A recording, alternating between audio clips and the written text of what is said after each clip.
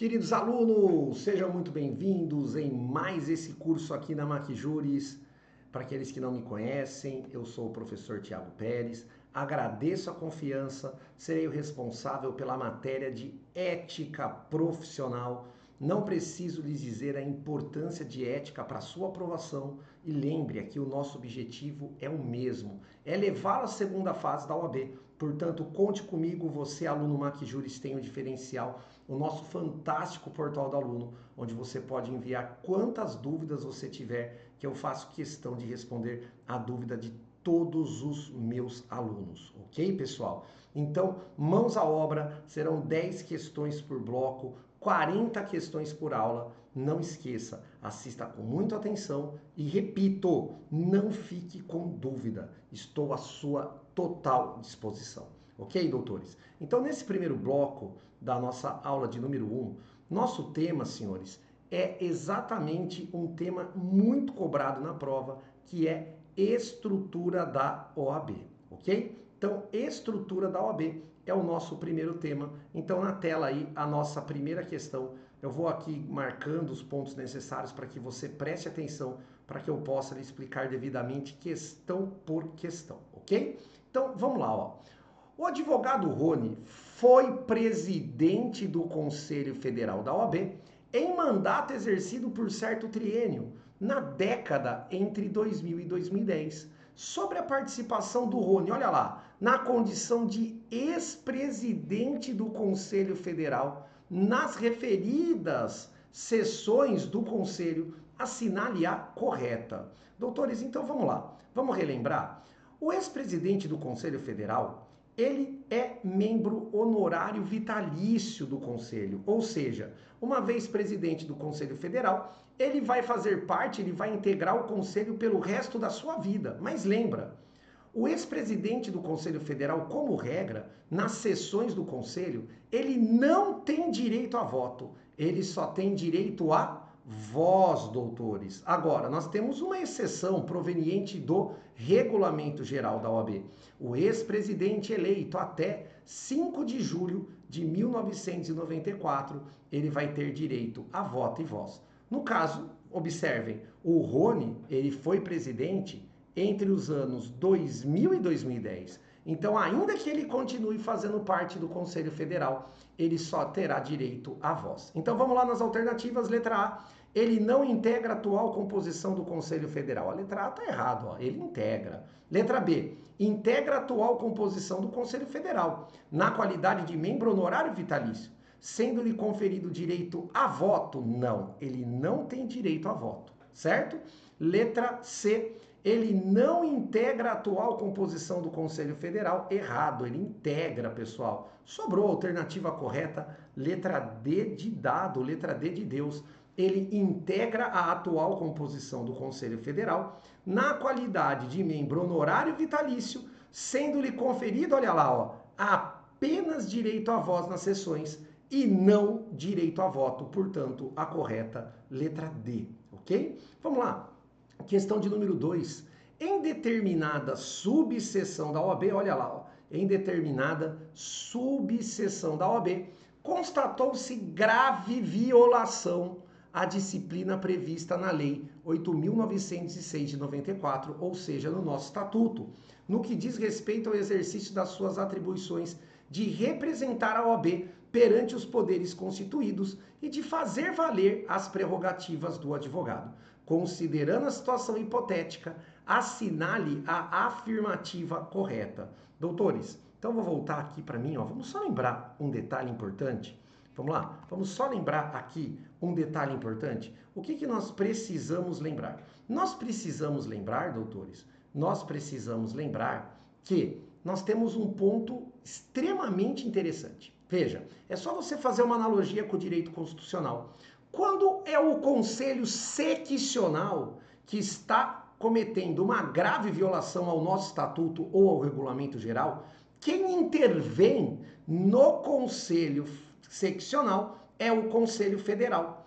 Por outro lado, quando quem está violando o nosso estatuto ou o regulamento geral for, doutores, a subseção, que é a nossa questão de número 2, ou a caixa de assistência aos advogados, a intervenção compete ao conselho seccional. E para que o conselho seccional faça a intervenção ou na subseção ou na caixa de assistência, nós teremos um quórum qualificado. É necessário o voto de 2/3 dos conselheiros seccionais, ok? Então, observa só, vamos lá, na tela, vou voltar aqui para a questão de número 2. Compete ao Conselho Federal da OAB, doutores, intervir na subseção? Errado, senhoras. Aqui já está o erro da letra A. Por quê? Porque a gente sabe que compete ao Conselho Seccional intervir na subseção.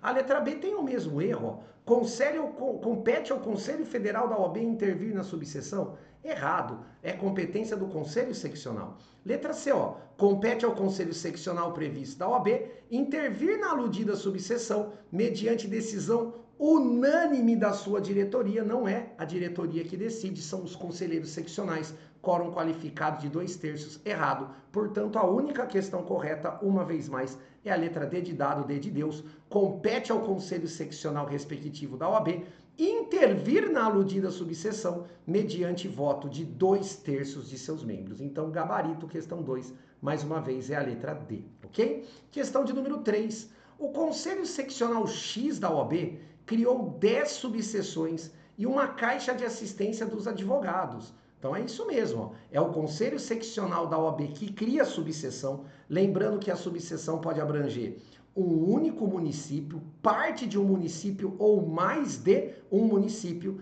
e o requisito para o Conselho Seccional da OAB criar a subseção é que na base territorial da subseção tenha, no mínimo, senhores, 15 advogados domiciliados profissionalmente. Então, o Conselho Seccional X da OAB criou 10 subseções e uma caixa de assistência dos advogados. Lembrando que cada estado, ou seja, cada conselho seccional, possui uma única caixa de assistência, e para que o Conselho Seccional crie a caixa de assistência, é necessário que estejam inscritos perante o Conselho Seccional mais de 1.500 advogados. Então, dentre as subseções, inclui-se a subseção Y, cuja área territorial abrange um município. Tudo bem, até aqui a gente ainda não entendeu o que a questão quer perguntar. Considerando a hipótese narrada, assinale as afirmativas a seguir e assinale a única correta, pessoal. Analise as afirmativas e assinale a única correta. Então vamos lá. O Conselho Seccional X é dotado de personalidade jurídica própria. Bom, então aqui a gente já consegue saber. A prova está querendo extrair de vossas excelências quais das pessoas que estão lá no artigo 45 da estrutura da OAB, ou seja, Conselho Federal, Conselho Seccional, Subseção e Caixa de Assistência, possui ou não possui personalidade jurídica própria. Lembrando que das pessoas da estrutura do artigo 45 do nosso estatuto, todas têm personalidade jurídica própria, exceto a subseção. Então vamos lá, ó. Letra A. O Conselho Seccional X é dotado de personalidade jurídica própria. Perfeito. Já a Caixa de Assistência dos Advogados e a subseção Y não possuem personalidade jurídica própria. Errado, pessoal. Veja, se você prestou atenção, ó, a Caixa de Assistência possui, ó. Quem não possui é a subseção. Então, como fala que a Caixa de Assistência, ó, não possui, a alternativa A está errada. Letra B. O Conselho Seccional X e a Caixa de Assistência dos Advogados são dotados de personalidade jurídica própria. Muito bem, até aqui está correto. Já a subseção Y não possui personalidade jurídica própria, caracterizando-se como parte autônoma do Conselho Seccional X. Gabarito, portanto, está correta. Questão 3, gabarito, letra B de bola, ok? A letra C está errada, porque fala que o Conselho Seccional X, a Caixa de Assistência e a subseção não possuem personalidade jurídica própria. Errado, a única que não possui é a subseção. E a letra D também, obviamente, está errada. O Conselho Seccional X, a Caixa de Assistência e a subseção possuem cada qual personalidade jurídica própria. Errado, a subseção, repito pela última vez, é a única que não possui, ok? Então vamos lá para a questão de número 4. O Conselho Seccional X pretende criar a subseção Z. Então olha só, o Conselho Seccional, ele pretende criar a subseção Z, que abrange 3 municípios. É possível? Acabei de falar na questão anterior. A subseção pode ter como base territorial parte de um município, apenas um único município ou mais de um município. Então é possível o Conselho Seccional X criar a subseção Z com base territorial em 3 municípios? Sim, é possível. Estima-se que na área territorial pretendida para a subseção Z haveria cerca de 50 advogados profissionalmente domiciliados. Perfeito, então ela preenche o requisito, tem que ter no mínimo 15, se ela tem 50, então é possível o Conselho Seccional X criar a subseção Z. O mesmo Conselho Seccional também pretende criar a subseção W e a subseção Y, de modo que W abrangeria a região norte e a Y abrangeria a região sul de um mesmo município. Eu já falei isso, é possível? Desde que tanto na região norte e também na região Y exista no mínimo 15 advogados domiciliados. Considerando o caso, de acordo com o estatuto, assinale a correta. Vamos lá, doutores? Letra A. Não é autorizada pelo Estatuto da OAB a criação da subseção Z com a área territorial pretendida. Erradíssimo, é possível. Letra B. Não é autorizada pelo Estatuto a criação da subseção Z em razão da área territorial pretendida. Gente, o mesmo erro da letra A é o erro da letra B. Letra C. A criação da subseção Z com a área territorial pretendida é autorizada pelo Estatuto da OAB. Muito bem, até aqui está certo.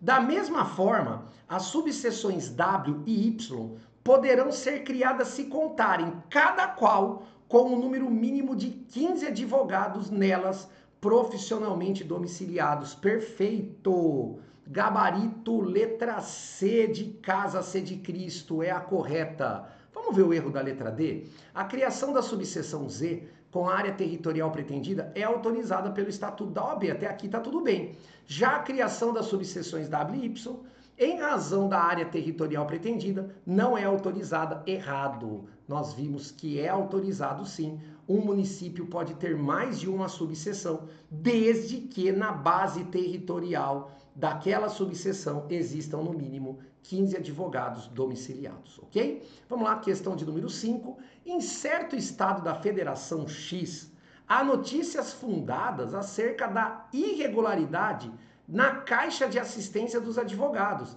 em razão de malversação de receitas, gerando hipótese, olha lá, questão de novo, gerando hipótese de intervenção.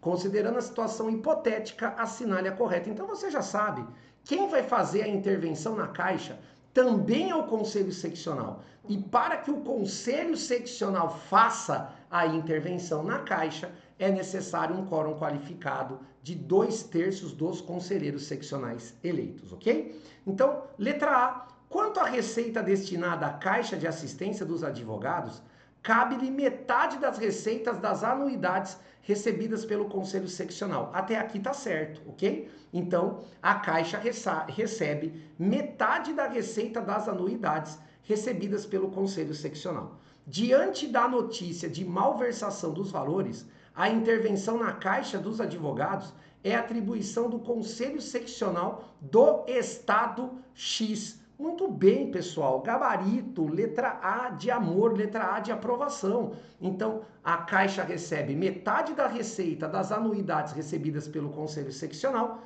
e, diante da malversação dos valores, a intervenção na Caixa é atribuição do Conselho Seccional. Certo? Aqui a questão não fala, mas apenas para revisar, pelo quórum qualificado de 2/3 dos conselheiros seccionais eleitos. Vamos ver o erro das outras?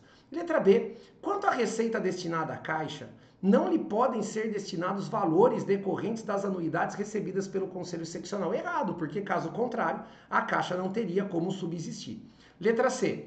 Quanto à receita destinada à Caixa, cabe-lhe metade da receita das anuidades recebidas pelo Conselho Seccional. Até aqui está certo. Diante da malversação dos valores, a intervenção na Caixa é atribuição do Conselho Federal. Gente, errado. Já falei, quem faz a intervenção na Caixa é o Conselho Seccional. E a letra D, quanto à receita destinada à Caixa, não lhe podem ser destinados valores decorrentes das anuidades. Erradíssimo. Então, a única correta, a letra A.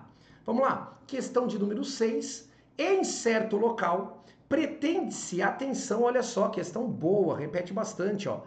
Pretende-se a aquisição de um imóvel pelo conselho seccional respectivo da OAB para funcionar como centro de apoio em informática aos advogados inscritos.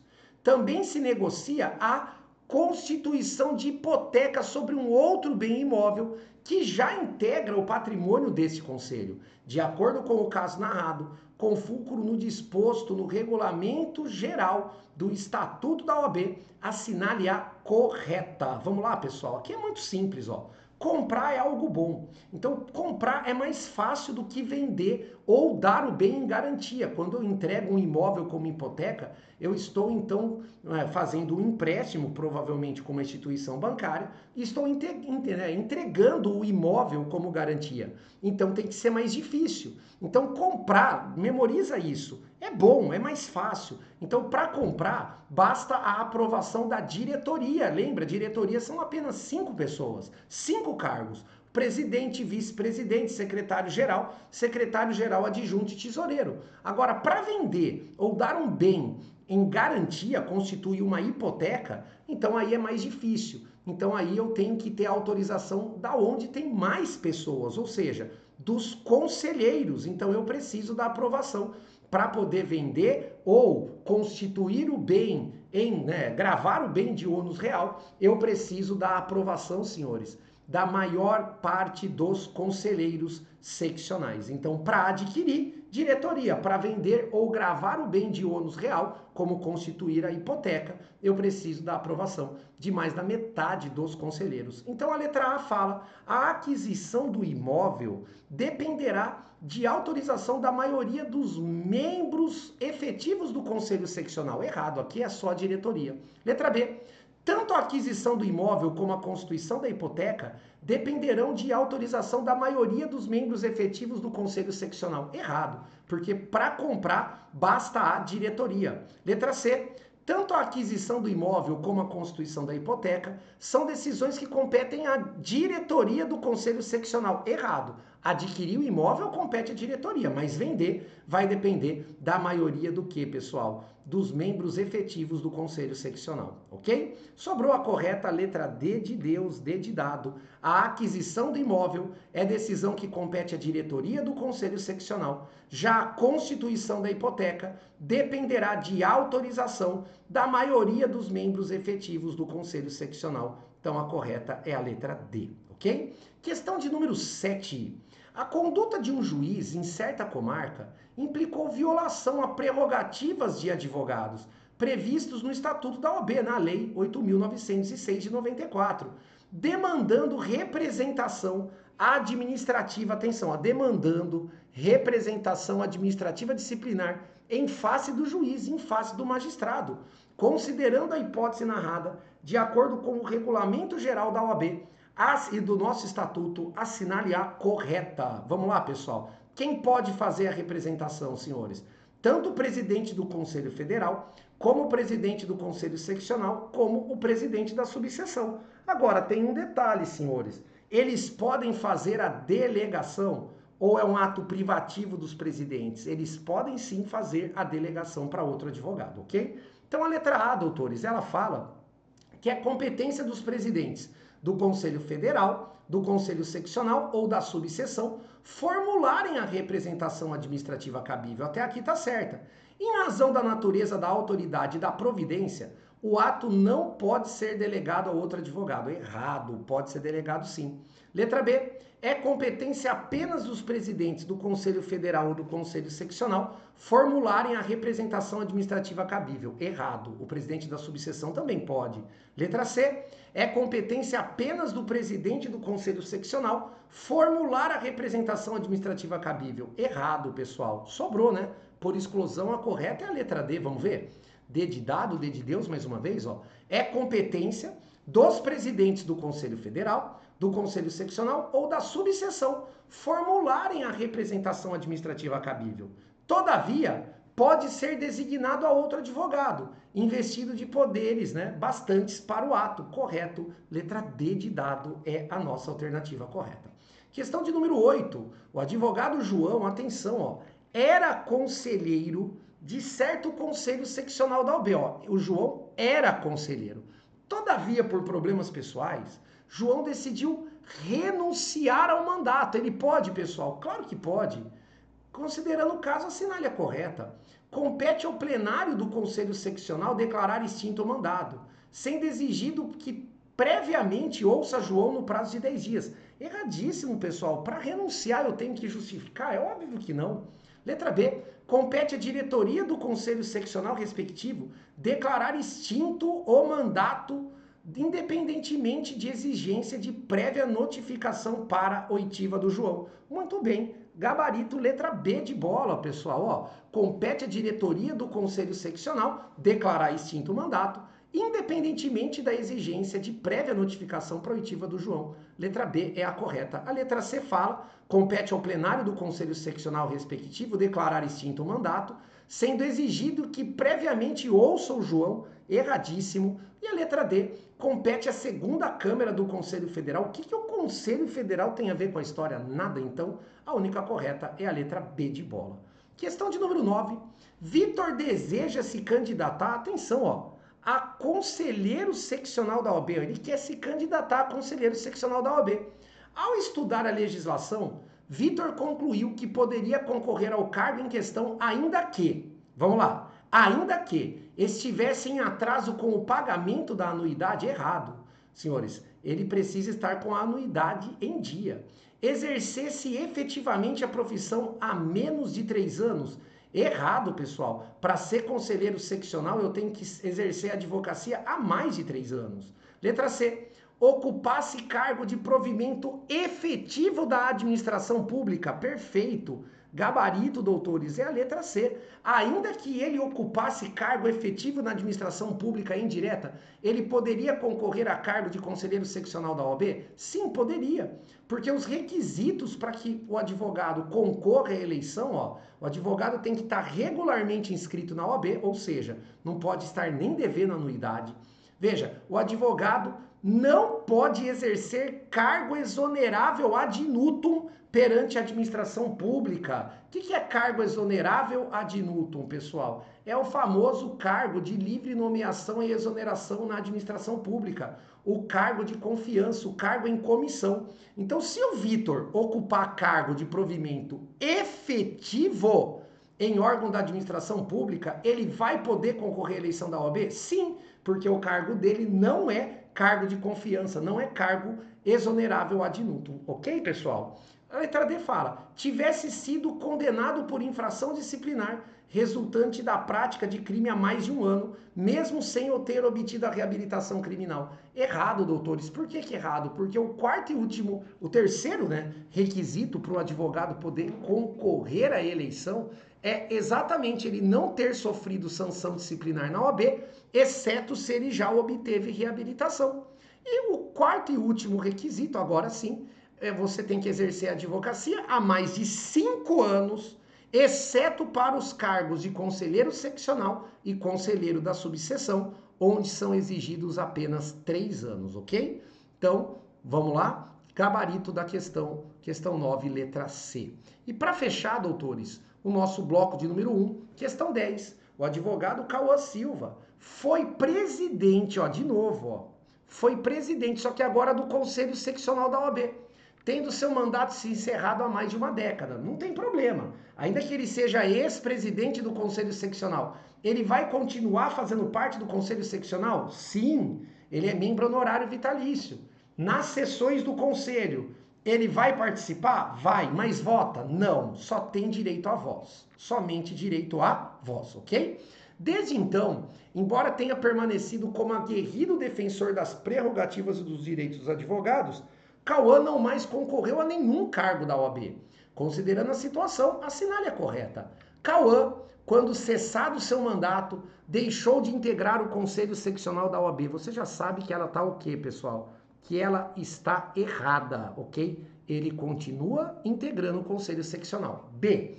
Cauã permanece como membro honorário do Conselho Seccional da OAB, mas não tem direito de voto ou de voz nas sessões. Errado. Ele não vota, mas tem direito à voz. Letra C. Cauã ainda é membro honorário do Conselho Seccional e o será de forma vitalícia, tendo, contudo, apenas direito de voz nas sessões. Perfeito, gabarito letra C, apenas direito a voz. Gabarito letra C de casa, C de Cristo. E a letra D fala: Cauã permanece como membro honorário do Conselho Seccional da OAB, a quem são conferidos os direitos a voz e voto nas sessões do Conselho. Errado. Ele é membro honorário vitalício, mas só tem direito a voz. Perfeito, pessoal? Ele não vota. Então é isso aí. Na próxima aula nós voltamos a nos encontrar aqui. MacJuris, espero que você tenha gostado do nosso primeiro bloco. E lembra, doutores, qualquer dúvida, estou à inteira disposição de vossas excelências. Bons estudos e até daqui a pouco no próximo bloco.